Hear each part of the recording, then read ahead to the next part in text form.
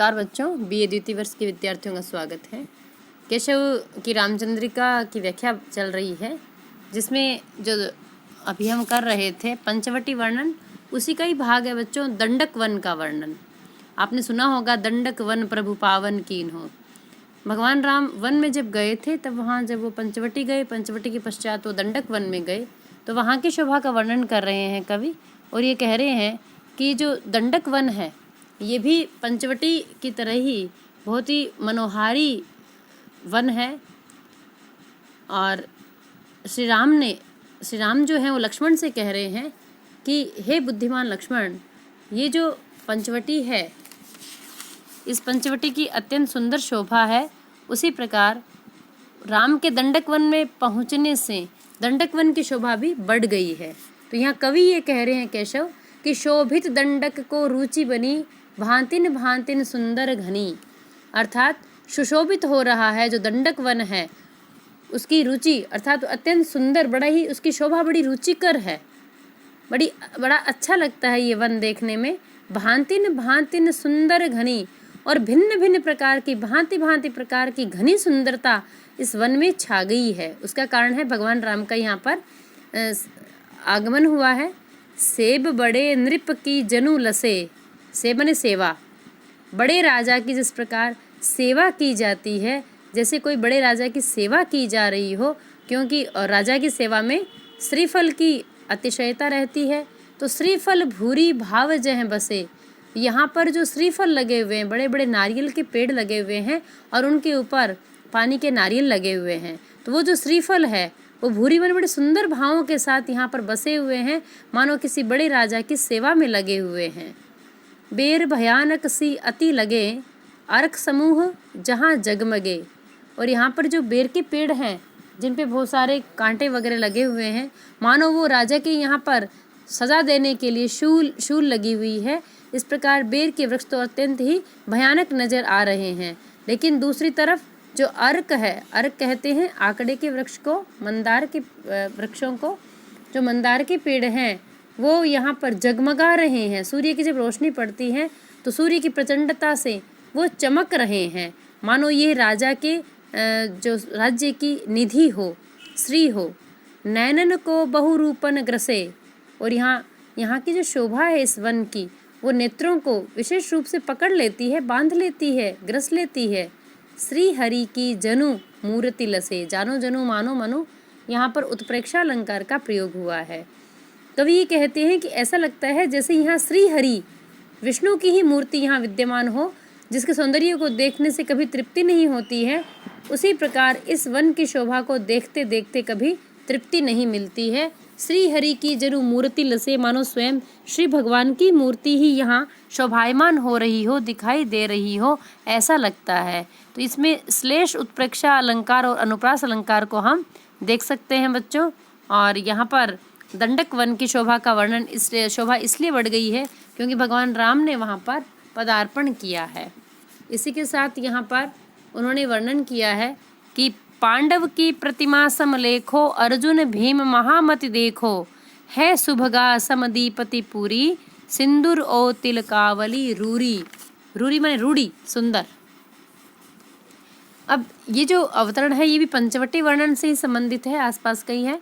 तो लक्ष्मण जो है वो पंचवटी के वन भाग की शोभा का जब वो मनोहारी ढंग से जब वर्णन करते हैं, तो उस वर्णन को सुनकर ही श्री राम भी उसका वर्णन करने लगते हैं। और राम और लक्ष्मण का परस्परी जो कथन चल रहा है, राम ने पहले पंचवटी का वर्णन किया कि गुण धूर जटी वन पंचवटी, तो अब राम ये कह रहे हैं कि हे बुद्धिमान लक्ष्मण, यहाँ पंचवटी में भी पांडवों की मूर्तियों को देखा जा सकता है। स्वयं पांचों पांडव मानो यहाँ उपस्थित हैं, क्योंकि अब वह यहाँ पर कवि ने अपनी विशेष बुद्धि का प्रयोग किया है, जहाँ थोड़ा सा जो वर्णन है वो थोड़ा चमत्कारी हो गया है। कवि राम से कहलवाते हैं कि यह जो वन में है वो एक तो अर्जुन नाम का वृक्ष देखा जा सकता है। बच्चों 5 पांडव थे, युधिष्ठिर, भीम, अर्जुन, नकुल और सहदेव। तो यहाँ कवि ये कहलाना चाह रहे हैं कि इस वन के अंदर हम पांडवों की प्रतिमाओं को देख सकते हैं। पांडवों की प्रतिमा कौन सी है? पांडव की प्रतिमा समलेखो, सम माने समान, सा से सम उपमा अलंकार है। तो पांडवों के समान हम यहाँ पर मूर्तियों को देख सकते हैं, अर्थात यहाँ पर अर्जुन का वृक्ष हम देख सकते हैं, भीम का वृक्ष देख सकते हैं, भीमन विशाल का वृक्ष है, भीम नाम का वृक्ष है। कुमकुम नामक वृक्ष को अर्जुन वृक्ष भी कहते हैं, जैसे अर्जुन की जो छाल आती है उस अर्जुन वृक्ष आती है। तो यहाँ अर्जुन वृक्ष है, भीम वृक्ष है, और इस वन की शोभा किसी सौभाग्यशाली स्त्री जैसी है सुभगा समदीपति पूरी। ये सौभाग्यशाली स्त्री के समान प्रदीप्त हो रही है इसकी शोभा। सिंदूर ओ तिलकावली रूरी, क्योंकि यहाँ पर सिंदूर नामक का वृक्ष है, तिलकावली तिलकों की आवली अर्थात तिलक वृक्षों की बहुत लंबी कतार यहाँ पर है। अतः इस वन की शोभा भी सिंदूर और तिलक वृक्षों से बहुत अधिक बढ़ रही है। तो यहाँ पंचवटी वर्णन प्रसंग में ही इसका वर्णन हुआ है, इसमें श्लेष अलंकार का प्रयोग है और साथ ही साथ उपमा अलंकार का भी प्रयोग किया गया है। इसमें दोधक छंद का प्रयोग किया गया है। इसके प्रत्येक चरण में 3 भगण और 2 गुरु वर्ण के क्रम से छंद प्रयुक्त होता है। कुछ आचार्य जो हैं इसको विजया छंद नाम से भी पुकारते हैं। सिया हरण, सीता का जो हरण है बहुत ही सरल शब्दों में बच्चों, व्याख्या की दृष्टि से महत्वपूर्ण नहीं है, लेकिन केशव की जब काव्यगत विशेषता आप करते हैं तो उसमें ये प्रसंग आप डाल सकते हैं। छिद्र ताकी क्षुद्र बुद्धि लंकनाथ आइयो, कवि कहते हैं छिद्र को तक कर, मतलब मौका देख कर, हल्का मौका देख कर कि यहाँ छेद है, घुसा जा सकता है, अर्थात राम भी नहीं है यहाँ, लक्ष्मण भी नहीं है, ऐसी स्थिति को देखकर क्षुद्र बुद्धि छोटी बुद्धि वाला लंकानाथ जो लंका का स्वामी है, इतना बड़ा राजा, वो आया चोरी छुपे। बिच्छू जान जानकी सुभीख को बुलाइयो, और मानो जानकी जो है वो उसके लिए डंक की तरह, बिच्छू के डंक की तरह उसे अत्यंत विषैली जान पड़ रही है, उसको डर लग रहा है। क्यों गलत काम करते हुए यहाँ पर रावण भी शक पका रहा है और उसने हरिण के रूप में अपने मामा को यहाँ पर बुलाया। सुभीक को बुलाइयो, उसको बुलाकर सोच पोच मोच के सकोच भीम भेख को अंतरिक्ष ही हरी ज्यों राहु चंद्र रेख को। बच्चों यहाँ पर आपको पता होगा, अपने मामा के पास गया था और उसको जाके बोला था कि तुम जो है हरिण का रूप धारण करो और जाकर लुभाओ। राम और लक्ष्मण जब उस हरिण की तलाश में चले गए तो पीछे से वो सीता का हरण करने के लिए आया। और कैसे उसने साधु का वेश बनाया, और साधु का वेश बनाकर जानकी सुभीख को बुलाइयो, भिक्षा मांगने के लिए बुलाया। और जब जानकी ने अंदर से भिक्षा देनी चाहिए तो कहा यहाँ से नहीं, लक्ष्मण रेखा को पार करके बाहर आकर मुझे सुंदर रूप से भिक्षा दीजिए।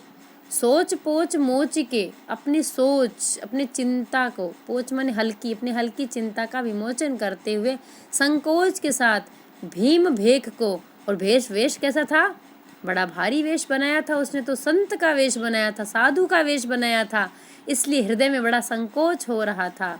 और उसने अंतरिक्ष ही हरी, ऊपर आकाश मार्ग में ही ऊपर की ऊपर ही सीता का हरण कर लिया। जो राहु चंद्र रेख को, जैसे चंद्रमा की रेखा को राहु ग्रसित कर लेता है बड़ी आसानी के साथ, ठीक वैसे ही सीता का हरण आकाश मार्ग से रावण ने कर लिया। अब सीता क्या कह रही है, हा राम हा रमन हा रघुनाथ धीर, लंकाधिनाथ बस जानहु मोहि वीर। हे श्री राम, हे राम, हे धैर्य वाले रघुनाथ, मुझे लंका के स्वामी के वशीभूत जानकर हे वीर मुझे छुड़ाइए।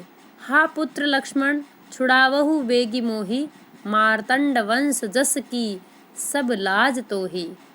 अब वो लक्ष्मण को, जो देवर है छोटा, उसे पुत्र की भांति स्नेह करती है, इसलिए वो आवाज़ लगाती है, अरे पुत्र लक्ष्मण कहाँ हो तुम, मुझे जल्दी छुड़वाओ, वेगी मोही, छुड़वाओ जल्दी मुझे इस राक्षस की चंगुल से छुड़ाओ।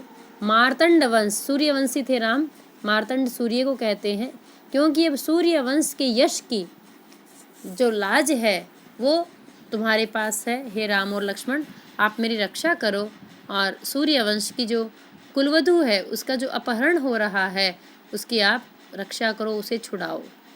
तो बच्चों यहाँ पर राम के जीवन की जो कथा है वो बिल्कुल सिस्टमेटिक ढंग से आगे बढ़ाते हुए केशव दास जी जो है वर्णन कर रहे हैं लगातार, किस प्रकार रावण ने हरण किया है। फिर जो सीता है वो अपनी सुरक्षा के लिए, रक्षा के लिए चिल्ला रही है, और उससे पहले वो दंडक वन में जाते हैं, पंचवटी में जाते हैं, उन सब का चित्रण केशव ने किया है। तो केशव के हृदय में भक्ति भाव तो है, लेकिन चमत्कार प्रदर्शन और पांडित्य प्रदर्शन का भाव भी उपस्थित है। ब्रज भाषा का प्रयोग किया गया है और केशव ने विभिन्न प्रकार के अलंकारों और छंदों का प्रयोग भी इसके अंदर किया है। आज इतना ही, धन्यवाद।